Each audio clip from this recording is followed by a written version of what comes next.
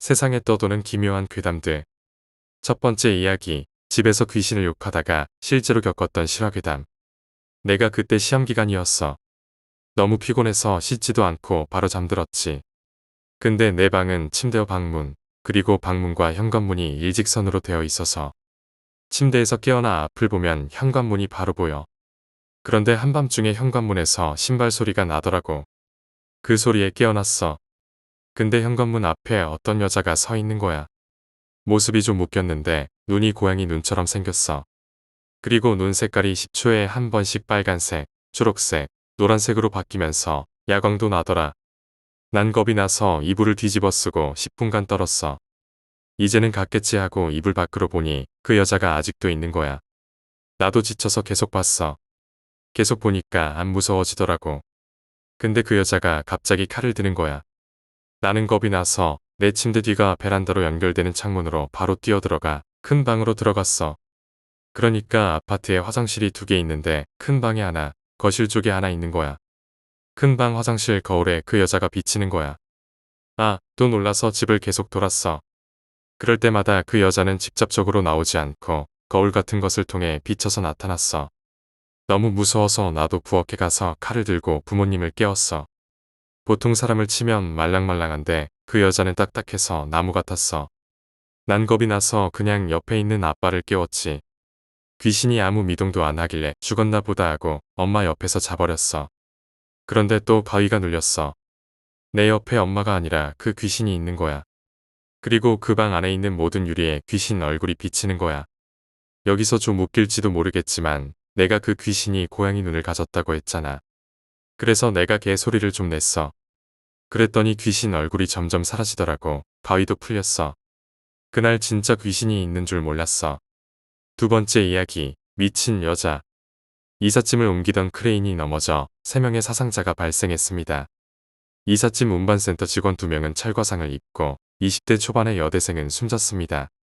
이 여대생은 이사 작업을 하던 14층의 바로 아래층인 13층의 베란다에서 1층으로 추락해 숨졌습니다. 끔찍한 사건이었습니다. 이 이야기는 귀신을 본다거나 꿈을 꾼 이야기가 아니라 혈기왕성했던 어린 저를 일주일 동안 집 밖으로 나가지 못하게 만든 실화입니다. 중학교 2학년 때 중간고사를 앞두고 심한 몸살로 일찍 조퇴를 했던 날이었습니다. 여름이었지만 덥고 지쳐 겨우 집으로 돌아와 침대 위로 길게 뻗었습니다. 누웠지만 잠은 오지 않았고 이사하는 위층 때문에 너무 시끄러웠습니다. 거실로 나가보니 창밖에는 이삿짐을 옮기는 두껍고 시커먼 크레인 기둥이 햇빛이 되는 커다란 창을 가로질러 올라가고 있었습니다. 그때 집에는 에어컨이 없어서 더워도 창문을 닫을 수 없었고 시끄러운 기계 소리를 계속 듣고 있어야 했습니다. 거실에 주저앉아 올라갔다 내려갔다 하는 크레인을 보고 있었습니다. 그때 TV 위에 놓인 카메라가 눈에 들어왔습니다. 아버지 것 같은 약간 오래된 수동식 카메라였습니다. 지루한데 잘 됐다 싶어 카메라를 집었습니다. 손으로 카메라를 만지작거리면서도 계속 들리는 크레인 소리에 희희하는 웃음소리가 섞여 들렸습니다. 그러나 그 소리를 신경 쓰지 않았습니다. 13층, 바로 우리 집 2층에는 정신이 이상한 여자가 삽니다. 장애인은 아니지만 어느 날부터 정신이 이상해져서 동네에서 노는 아이들을 때리거나 장난감을 빼앗는 등 동네 아이들이 동네 미친년이라고 부릅니다. 갑자기 아저씨의 목소리가 하며 다급한 비명과 함께 들렸습니다. 나도 모르게 내 걸음은 베란다를 향해 내디뎠습니다. 그때 크레인이 심하게 좌우로 요동쳤습니다. 나는 놀라 걸음을 잠깐 멈췄지만 계속 걸어서 베란다 창문을 바라봤습니다. 위험해 보이는 커다란 기계의 움직임을 보기 위해 창문을 열고 고개를 내밀어 밑을 쳐다보았습니다. 시끄러운 소리와 함께 크레인이 바닥으로 쓰러지고 있었고 밑에 있던 몇 명의 아저씨들이 넘어지고 다친 듯 했습니다. 그 순간 웃음소리가 분명히 내 귀에 대고 나는 소리였습니다. 온몸에 털이 서는 듯 소름이 돋고 다리에 힘이 풀렸습니다. 그리고 주저앉아 버렸습니다. 그리고 들고 있던 카메라를 꽉 쥔 채로 셔터를 눌렀습니다. 그리고 이어서 괴상한 소리가 들렸습니다. 그 웃음소리는 무엇이었을까 고민하던 차에 그 소리가 바로 위층에서 났다는 것을 깨달았습니다. 저 밑에서 사람들의 비명소리와 함께 뒤엉킨 아수라장 속에서 두려움에 휩싸인 채로 몸이 움직여지지 않았습니다. 몸을 움직일 수 없는 그 순간 위층에 사는 그 이상한 여자가 베란다로 뛰어나와 크레인을 흔들며 미친 듯한 웃음을 내뱉는 모습이 눈앞에 아른거렸습니다. 그녀의 행동이 크레인의 불안정을 초래한 것이었습니다. 벌벌 떨며 기어서 방으로 돌아왔습니다. 현관 밖에서 누군가 계속해서 벨을 누르는 소리가 들려 더욱 공포를 느꼈습니다. 침대에 올라가서 꼼짝도 하지 않았습니다. 그때 열쇠로 현관문이 열리고 엄마가 들어왔습니다. 어머, 얘 많이 아프니? 이 땀 좀 봐. 엄마의 목소리를 듣고 나서야 조금 안심이 되었습니다. 힘이 없고 머리가 아파오는 가운데 그 웃음소리가 무엇이었는지 여전히 떠올릴 수 없었습니다. 잠이 들었습니다. 깊은 잠에서 깨어나 엄마에게서 들은 이야기는 더욱 충격적이었습니다. 바로 위층에 사는 그 여자가 크레인 사고로 인해 창밖으로 떨어져 숨졌다는 것이었습니다. 그녀가 떨어지기 직전 내 귀에 대고 속삭인 듯한 그 웃음소리가 무엇이었는지 이해할 수 없었습니다. 아버지가 일주일 후 카메라에 필름을 현상해 왔습니다. 그 중에는 부자연스럽게 찍힌 하늘 사진이 있었고 그 사진의 귀퉁이에는 검은 긴 산발머리에 여자 얼굴이 포착되어 있었습니다. 그 얼굴은 입이 귀까지 찢어진 듯한 모습으로 검은 눈동자가 흰저위만 보이는 섬뜩한 미소를 짓고 있었습니다.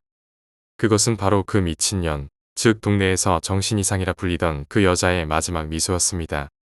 그녀의 웃음소리가 아직도 귓가에 맴도는 것 같았습니다. 세 번째 이야기, 담력 테스트.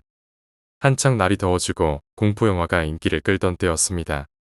친구들과 저는 시외곽의 폐가들이 종종 있는 곳으로 놀러갔습니다.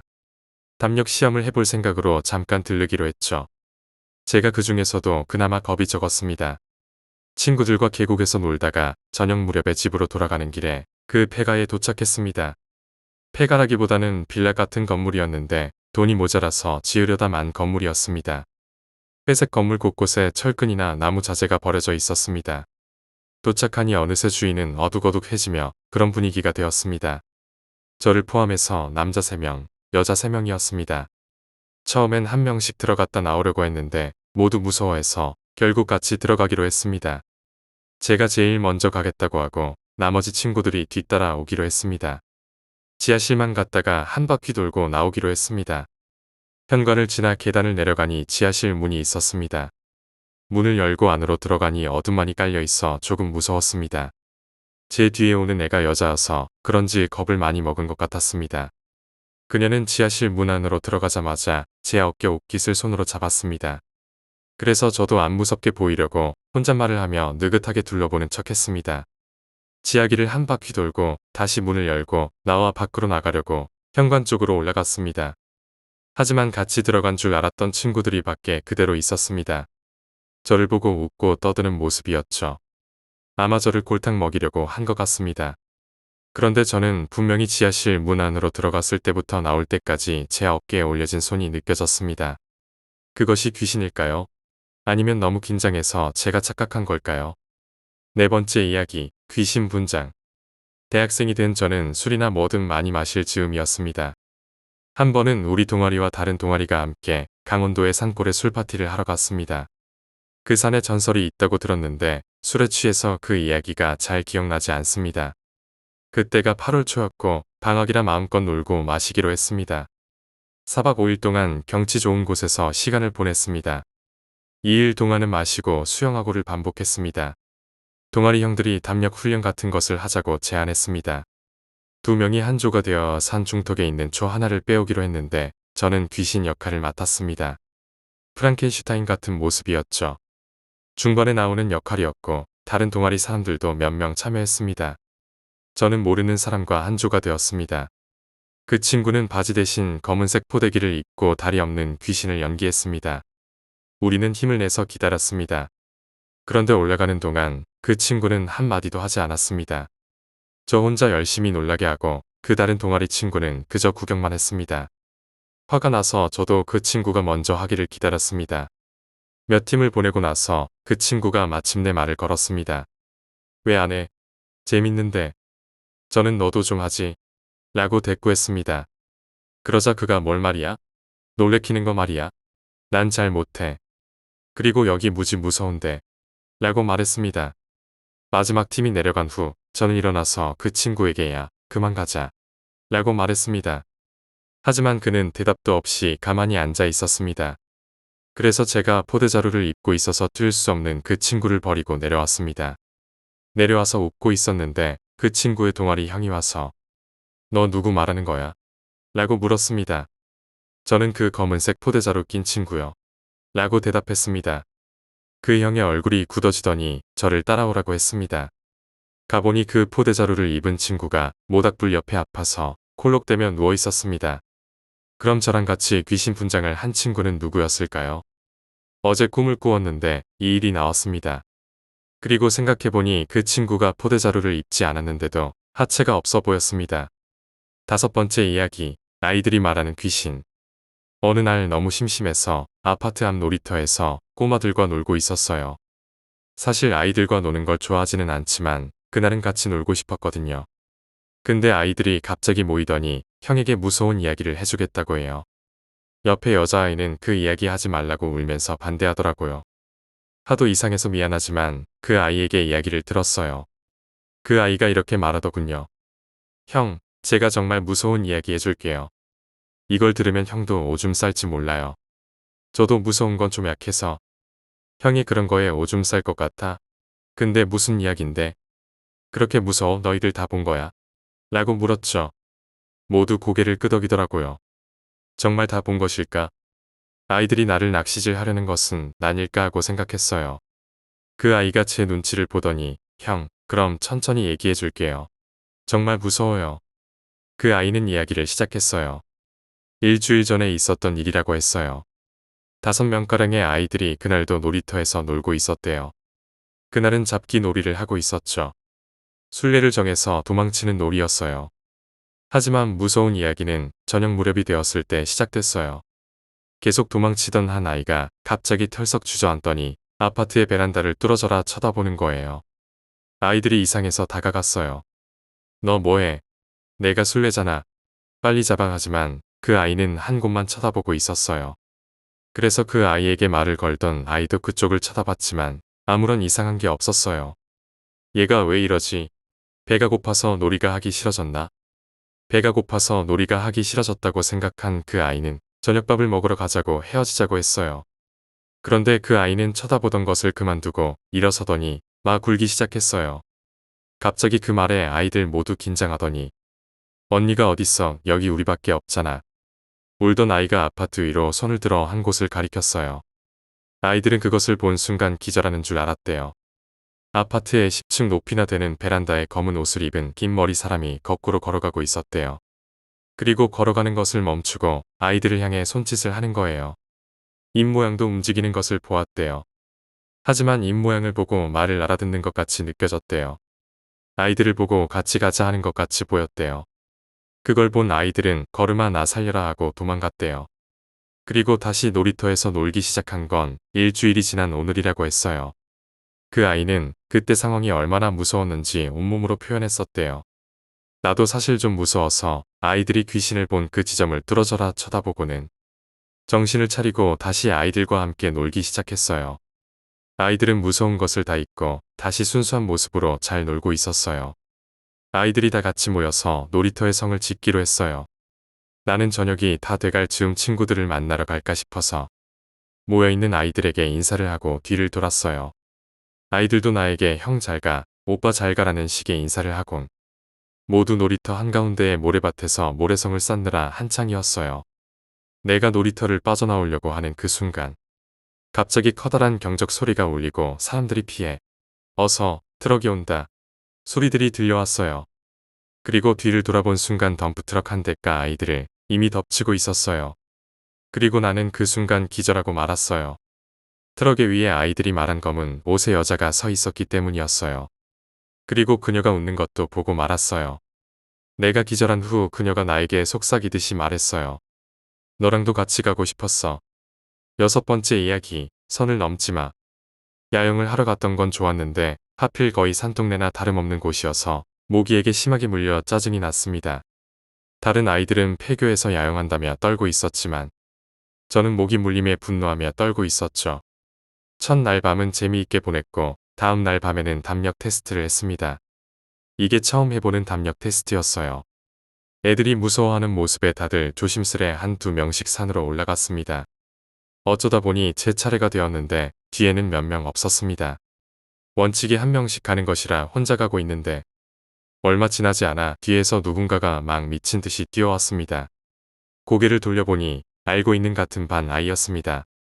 그 아이는 무서움을 많이 타는 것 같았는데 어둠 속에서도 얼굴이 일그러져 오려고 하더군요.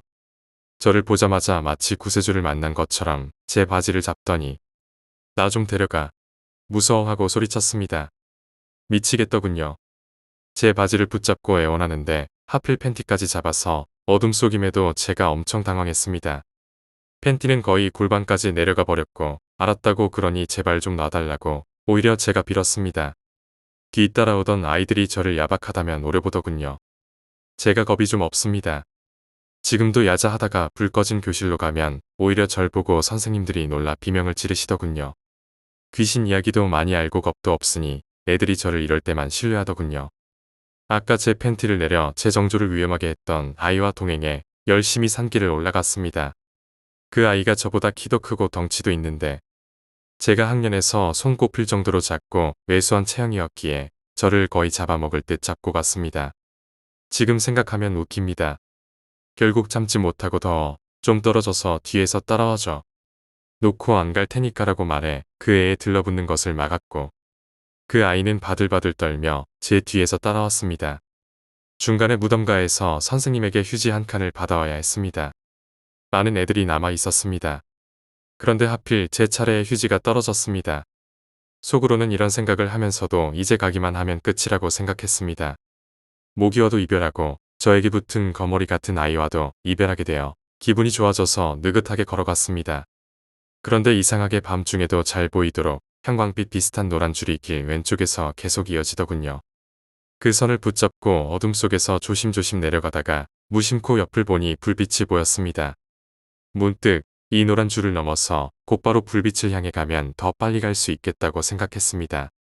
그러나 뒤에서 이런 목소리가 들렸습니다. 그 선 넘지 마. 침착하면서도 착 가라앉은 듯한 목소리였습니다. 그 목소리가 아까 제 팬티를 부여잡고 무서워하던 애 같지 않아서 왠지 그 말을 들어야겠다는 생각이 들었습니다. 그래서 그냥 열심히 걸어갔습니다. 아까부터 이상하게 뒤가 서늘했지만 걸어가다 보니 그 서늘함도 사라지더군요. 도착 지점에 도착하니 아까 본 불빛이 없었습니다. 아니 그 전에 생각해보니 그 불빛과 반대 방향이었습니다. 이 산 주위에는 마을조차 없습니다. 있다면 폐가 정도입니다. 게다가 산이 작아서 산 안에 사는 사람도 없습니다. 대체 내가 본 불빛은 무엇이었을까 싶어서 멍하니 있었습니다. 그러다가 앞에 제 뒤에서 따라와야 할 애가 그의 친구들과 수다를 떨고 있더군요. 언제 그들과 만났는지 궁금했습니다. 대화를 들어보니 아까 휴지 받는 데에서 내가 말도 안 하고 그냥 우리랑 와버렸다. 이런, 내가 삐지면 어떡하려고. 하지만 난 내가 더 무서워. 그러니 저 혼자 그 길을 걸었다는 소리입니다. 아까 그 목소리는 대체 누구였을까요? 소름이 돋아서 얼어 있었습니다. 혹시나 싶어 선생님께 여쭈어 보았습니다. 선생님, 저 뒤로 온 애 있었어요. 선생님은 응 아니, 내가 마지막이었어. 라고 하셨습니다. 그렇다면 뒤에서 말하던 그 애는 대체 누구였을까요? 얼어있는 저에게 선생님이 하신 말씀. 그나저나 걱정했어. 내가 가는 길 중간에 길 바로 옆으로 꽤 높은 절벽이 있거든. 내가 그 절벽에 떨어질까봐 미리 노란 줄을 쳐놨긴 했지만 역시 그것만으로는 안심이 안 되더라고. 그래도 애들 다 멀쩡하게 와서 다행이야. 아까 만약 제가 그 선을 넘었다면 어떻게 되었을까요? 인원 점검을 하고 그 산을 벗어나면서 아까 그 말을 해준 누군가에게 고마운 마음이 들었습니다. 그 말이 없었다면 대략 저는 즐거운 야영 중간 날에 병원에 갈 뻔했습니다. 지금도 돌이켜보면 정말 다행이라는 생각이 듭니다. 7번째 이야기, 갇혔다. 집이 12층이라서 엘리베이터 앞에서 버튼을 누르려는데 왠지 모를 섬뜩함이 느껴져 뒤를 돌아보았습니다. 하지만 아무것도 없는 걸 확인한 나는 안도의 한숨을 내쉬었습니다. 때마침 도착한 엘리베이터. 엘리베이터 안은 여느 때와 다름없이 밝았지만 타려던 저는 왠지 모를 타면 안 된다는 몸의 육감이 저에게 소리치고 있었습니다. 하지만 집은 12층. 걸어서 올라가기에는 너무나도 높은 곳이었습니다. 오늘따라 왜 이래? 혼잣말로 나를 위로하며 엘리베이터를 탔습니다. 문이 닫힙니다. 엘리베이터의 자동 음성에도 저는 왠지 모를 이상함을 느꼈습니다. 이상한 느낌의 연속이었지만 저는 엘리베이터 안에 설치된 거울을 보면서 머리를 만지작거렸습니다. 5층 정도부터 엘리베이터 안에 불이 깜빡이기 시작하면서 공포를 느끼기 시작했습니다. 불이 깜빡이던 것도 잠시 8층 정도에서 엘리베이터가 멈춰 섰습니다. 덜커덩이란 소리와 함께 나의 시야에서 불빛도 사라졌습니다. 엘리베이터가 정지해버린 것이었습니다. 처음 느껴보는 공포, 밀폐된 공간에서의 갇힘, 컴컴한 주변이 나의 심장을 더욱 뛰게 만들었습니다. 난 두려움에 무심코 소리를 내뱉었습니다. 나의 이성은 엘리베이터 안에 있는 반짝이는 것을 누르게 만들었습니다. 아저씨, 저 106동 엘리베이터인데요. 갇혔어요. 난 공포와 흥분감에 엘리베이터에서 소리쳤습니다. 허나 나의 기대를 저버린 목소리가 스피커에서 들려왔습니다. 학생 장난치지 말고 집에 들어가. 지금 몇 시인데.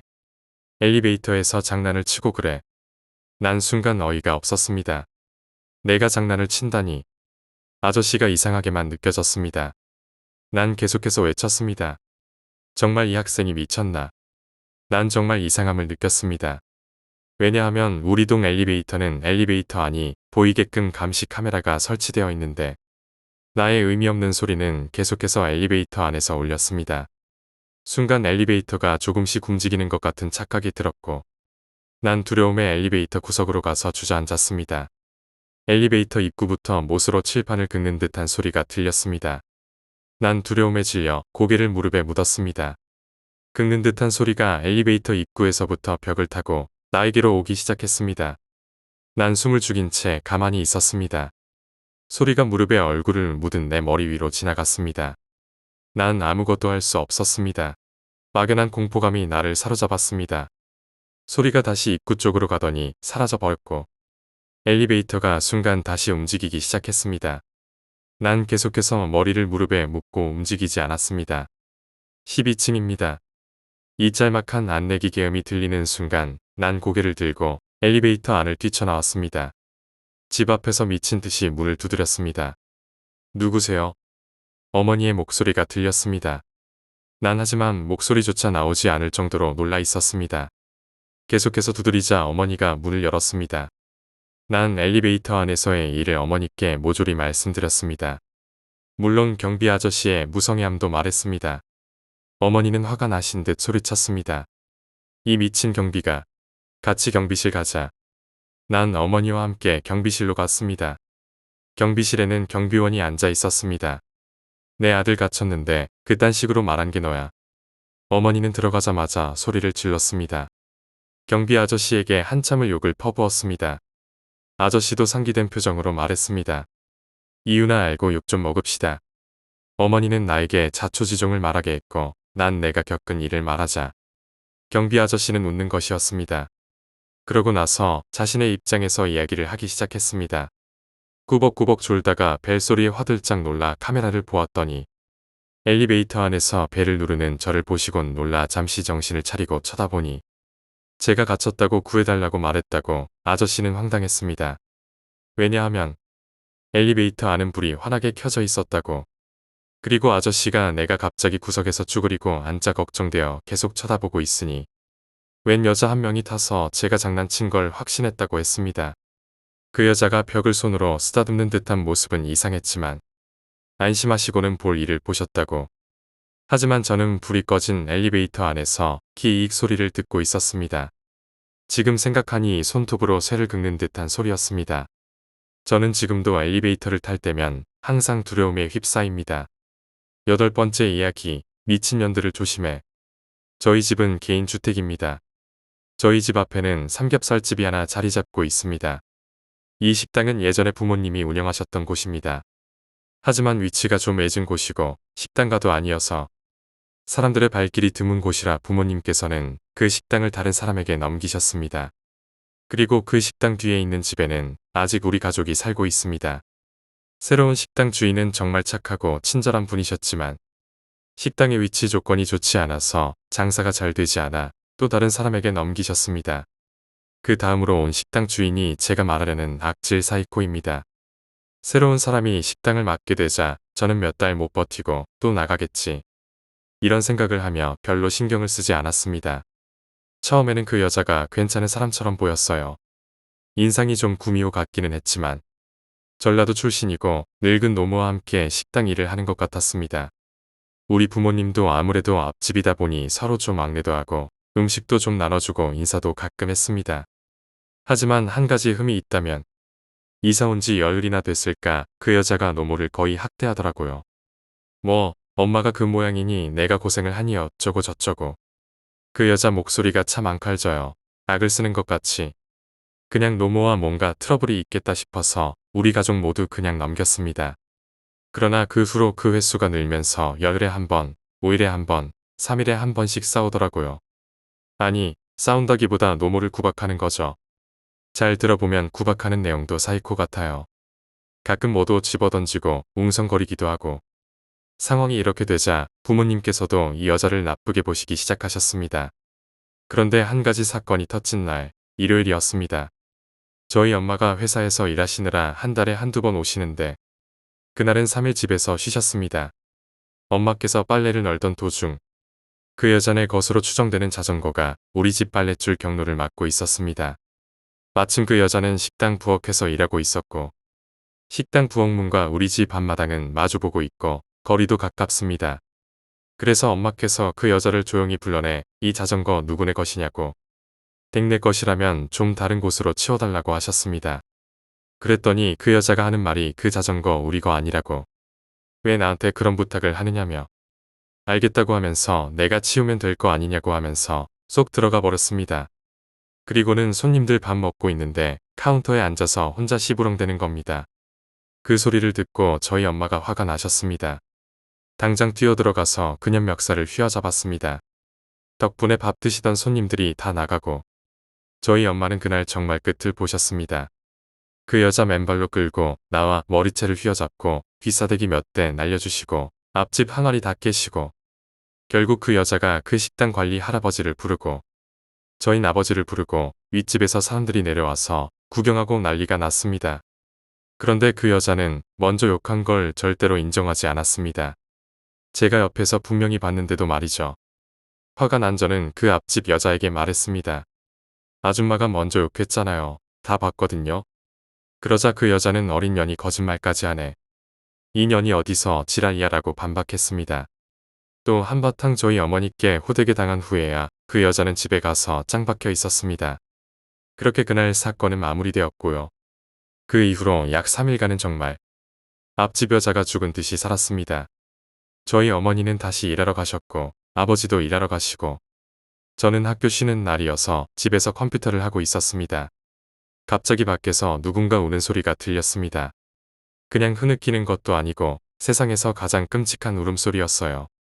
그 여자가 우는 소리였습니다. 처음에는 무슨 개가 우는 소린 줄 알았어요. 마침 추적추적 비도 오고 있었습니다.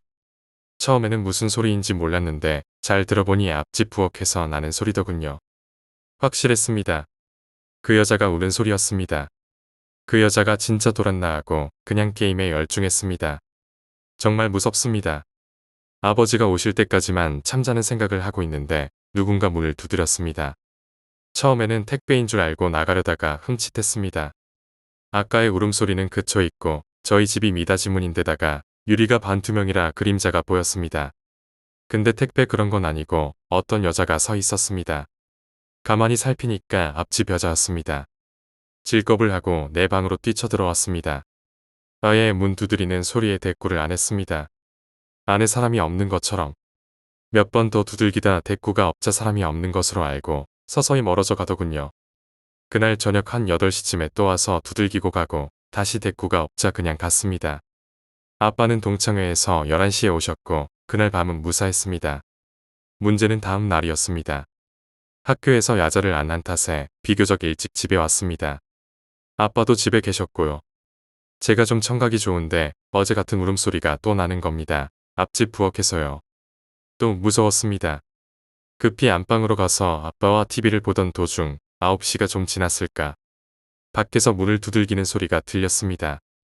전 그 여자일 거라고 확신했습니다. 이윽고 아빠가 문을 열러 나가시는데 엄청 불안했습니다. 괜시리 아빠께 가지 말라고 할 수도 없는 노릇이고. 아빠가 문을 열었는데 거기엔 반실성한 그 여자가 칼을 들고 서 있었습니다. 칼도 정말 무식한 것, 무슨 사시미도 아니고 회를 뜨는 칼이었습니다. 한 30cm는 넘어 보였습니다. 머리는 부시시하고 동공은 허공을 헤매고 손은 시퍼런 게 핏줄이 다 보이고 무엇보다 혐오스러운 건 그 여자 입가장자리에 붙어서 입을 벌릴 때마다 늘어나는 허연 액체였습니다. 그 여자는 아빠께 아저씨, 나 지금 죽으러 왔어. 나 좀 죽여줘 라며 칼을 휘두르며 말했습니다. 아빠는 놀라셔서 그 여자를 힘으로 제압한 뒤 칼을 뺏고 에어컨 환풍기 밑에 숨기셨습니다. 저보고 그 여자를 잠시 붙잡고 있으라 하셨습니다. 정말 그러기 싫었지만 그 여자 손목을 잡고 제압하고 있었습니다. 그 사이 아빠께서 경찰에 신고를 하고 그 여자는 연신 절 올려다보며 입으로는 뭔가 뻥긋뻥긋 그 면상 갈아버리고 싶었습니다. 입으로는 뭘 처먹고 처바른 건지 악취가 나서 구역질이 나고 역시나 허연 액체는 무엇인지 추정조차 안 가는 상황이었습니다. 경찰이 출동해서 그 여자를 경찰서로 끌고 가려 했을 때는 그 여자는 아예 정신이 나가서 경찰관들에게 듣도 보도 못한 욕을 퍼부으면서 저항을 했습니다. 그야말로 생지옥이었습니다. 다음 날 아빠께서 경찰서에 가서 진술을 하시고 그 여자를 법적으로 입건시키느냐는 경찰관의 물음에 아버지는 그냥 한 번만 풀어달라고 하셨습니다. 정말 이해가 가지 않았습니다. 그날 그 여자의 노모는 우리 집에 와서 그 회 뜨는 칼을 달라고 했습니다. 칼이 그것밖에 없다며 어서 달라고 했죠. 그 노모는 끝까지 우리 아버지에게 이해해달라고 했습니다. 생명까지 위협받은 상황에 대체 무엇을 이해하라는 건지. 그 여자가 그런 이유가 저희 어머니와 싸웠을 때 아버지께서 좀 심하게 나무라고 뭐라고 하셨기 때문에 그런 것 같다고 했습니다. 남편도 없이 혼자 사는데 게다가 저희 어머니에게 뺨을 그렇게 맞았으니. 하지만 당연한 처사 아닌가요? 시도 때도 없이 노모를 구박하다 못해 부려먹고 학대하고 그 칼칼하고 역겨운 목소리로 매일 떠들어대니 소음은 물론이고 거기에 뻔뻔함과 싸가지, 이웃에 대한 배려는 눈 씻고 찾아도 찾아볼 수 없으니. 그치만 그 칼 들고 우리 집 찾아온 사건은 정말 이해가 가지 않습니다. 개가 흐느끼는 듯한 누름소리도 징그럽습니다. 혐오스럽고 이 여자 이사도 안 가네요. 이제 거의 1년이 다 돼가요. 요즘도 3일에 한 번 맨날 노모와 싸웁니다. 참다 못해 아버지가 가셔서 조용히 좀 살자고 하니까 되려 큰소리치며 욕했다는. 행여나 그 여자가 우리 가족에게 앙심을 품고 해코지하면 어쩌나 하는 생각에 밤에 잠 못 이룰 때도 많습니다. 여러분, 주변에 이런 악질 사이코 살면요.